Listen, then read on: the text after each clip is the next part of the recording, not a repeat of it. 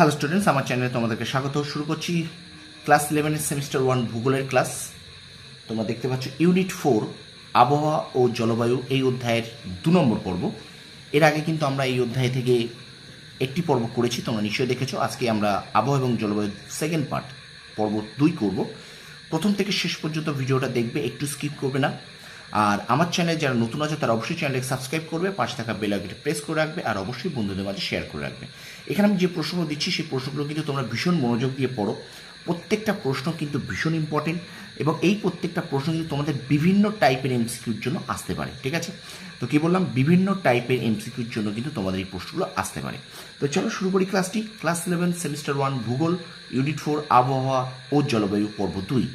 প্রথম প্রশ্ন দেখো, হোমোস্ফিয়ার বা হেটেরোস্ফিয়ারের মাঝে সীমানা নির্দেশক বায়ুমণ্ডলীয় স্তরকে কি বলে? উত্তর হবে হোমোপজ বা টার্বোপজ। 2 নম্বর প্রশ্ন দেখো, বিষমমণ্ডলের সবচেয়ে নিচে কোন অণুর প্রাধান্য থাকে? উত্তর হবে নাইট্রোজেন অণু।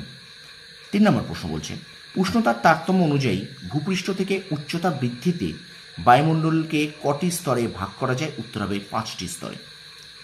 4 নম্বর প্রশ্ন, ভূপৃষ্ঠ সংলগ্ন বায়ুমণ্ডলের সর্বনিম্ন স্তরটির নাম কি? উত্তর ট্রপোস্ফিয়ার। 5 নম্বর প্রশ্ন, ট্রপোস্ফিয়ার শব্দটি প্রথম কোন বিজ্ঞানী ব্যবহার করেন? উত্তর হবে টেসারেন্স দ্য বোস্ট। পরের প্রশ্ন দেখো, বায়ুমণ্ডলের কোন স্তরকে ক্রমহ্রাসমান উষ্ণতা স্তর বলা হয়? উত্তর ট্রপোস্ফিয়ার।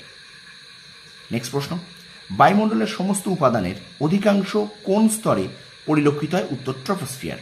প্রত্যেকটা প্রশ্ন কিন্তু ভীষণ ইম্পর্টেন্ট। ঠিক আছে, বায়ুমণ্ডলের কোন স্তরে বায়ুর চাপ সবচেয়ে বেশি? উত্তর ট্রপোস্ফিয়ার। 9 নম্বর প্রশ্ন, বায়ুমণ্ডলের কোন স্তরে অ্যারোসলের পরিমাণ সর্বাধিক? উত্তর ট্রপোস্ফিয়ার। স্টুডেন্টস, একটু বেশি করে তোমরা শেয়ার করে দাও। ক্লাস 11-এ তোমাদের যেসব বন্ধুরা আছে, যাদের ভূগোল আছে, তারা অবশ্যই একটু তোমরা তোমাদের সেই বন্ধুদেরকে একটু শেয়ার করো। আর অবশ্যই চ্যানেল নতুন হলে অবশ্যই চ্যানেলকে সাবস্ক্রাইব করো, আর পাশে থাকা বেল আইকনটি প্রেস করে রাখো। চলো আমরা ভিডিওটা কন্টিনিউ করি। পরের প্রশ্ন দেখো, 10 নম্বর বলছে, বায়ুমণ্ডলের কোন স্তরে ঝড়, বৃষ্টি, বজ্রপাত সহ সকল প্রকার আবহাওয়াগত গোলযোগ লক্ষ্য করা যায়? উত্তর ট্রপোস্ফিয়ার। পরের প্রশ্ন,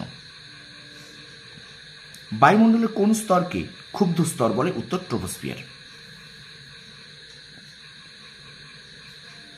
এবার আসছি আমরা 12 নম্বর প্রশ্ন। নেক্সট প্রশ্ন, বায়ুমণ্ডলের কোন স্তরে বিমান চলাচল করে না? উত্তর হবে ট্রপোস্ফিয়ার।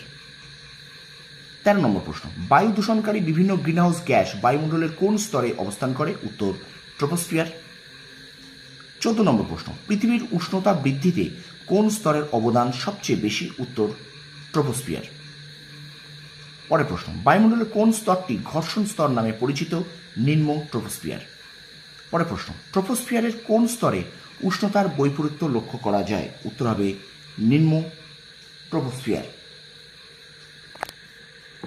17 নম্বর প্রশ্ন দেখো, ট্রপোপজ শব্দটি প্রথম কে ব্যবহার করেন? উত্তর হবে নেপিয়ার শ।